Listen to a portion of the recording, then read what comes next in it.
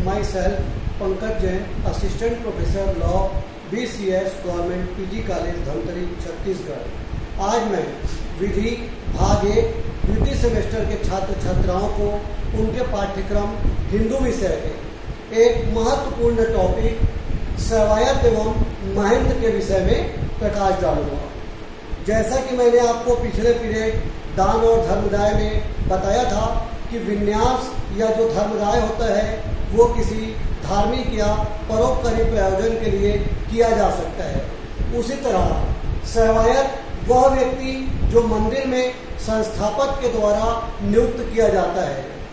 सेवायत की जब हम कल्पना करते हैं तो एक तरह से हमारे मन में यह विचार आता है कि मंदिर का जो पुजारी है वही व्यक्ति मंदिर की देख रेख करता है, अतः वही व्यक्ति सेवायत है।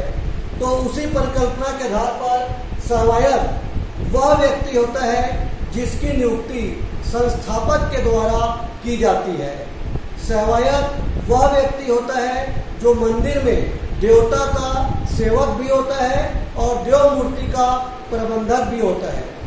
सेवायत के द्वारा ही मंदिर की देखरेख करना, मंदिर की व्यवस्था करना, मंदिर में विभिन्न प्रकार के आयोजन करना, मंदिर की आय व्यय का हिसाब रखना, सारे कार्य सेवायत के द्वारा किए जाते हैं। अतः सेवायत ऐसा व्यक्ति होता है जिसे मंदिर के संस्थापक के द्वारा नियुक्त किया जाता है। कभी कभी तो संस्थापक स्वयं ही सेवायत की भूमिका निभा सकता है। तो सेवायत जो होता है उसे मंदिर में संपूर्ण देख रेख का दायित्व सौंपा जाता है, क्योंकि मंदिर में जो मूर्ति होती है, देवता की जो मूर्ति है, उसकी पूजा अर्चना करने का कार्य सेवायत का ही होता है। देव मूर्ति में जितने भी प्रकार से उससे संबंधित कार्य करने हैं, व्यवस्था से संबंधित कार्य करने हैं, पूजा अर्चना करना है, सारे कार्य सेवायत को ही संपन्न करना पड़ता है। इस तरह से वो देव मूर्ति का एक प्रकार से सेवक होता है। दूसरा हम उसे प्रबंधक भी कह सकते हैं, क्योंकि मंदिर के संबंध में जितने भी प्रकार का जो प्रबंध का कार्य करना है, देख रेख का कार्य करना है, वो सेवायत के द्वारा ही किया जाता है। इस तरह से सेवायत का मतलब होता है वह व्यक्ति जो मंदिर में देवता का सेवक होता है या जो देव मूर्ति का प्रबंधक होता है, उसी व्यक्ति को हम सेवायत के नाम से जानते हैं। सेवायत को मंदिर की संपत्ति के संक्रमण का या ट्रांसफर का कोई अधिकार प्राप्त नहीं होता।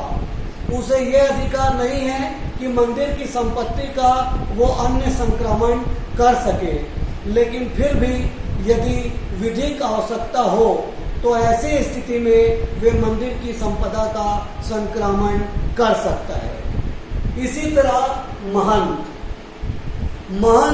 वह व्यक्ति होता है जो मठ की गद्दी पर बैठता है, जो मठ में अपने शिष्यों को प्रशिक्षित करता है, मठ के लिए विभिन्न प्रकार के आयोजन कराता है, मठ में जो पूजा की व्यवस्था करता है, वह व्यक्ति होता है महंत। महंत जो होता है उसे मठ से संबंधित सभी प्रकार के कार्य संपन्न करने पड़ते हैं, सभी तरह की उसे व्यवस्था करनी पड़ती है और मठ में आने जाने वाले लोगों का उसे पूरा ध्यान रखना होता है और मठ में जो आने जाने वाले लोग हैं उनके भरण पोषण की पूरी व्यवस्था करना, ये भी केवल महंत का ही कार्य होता है।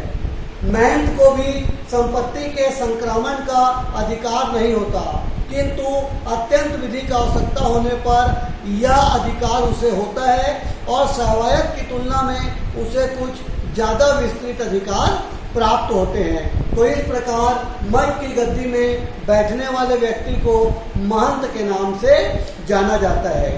इस प्रकार धार्मिक विन्यास के अंतर्गत, हिंदू विधि के अंतर्गत जब मंदिर में किसी सेवायत की नियुक्ति की जाती है तो सेवायत के माध्यम से ही देव मूर्ति की पूजा अर्चना और मंदिर में सभी प्रकार का प्रबंध करने का कार्य सेवायत के माध्यम से संपन्न किया जाता है। इसी तरह मठ में जिस व्यक्ति की नियुक्ति की जाती है उसे महंत कहा जाता है।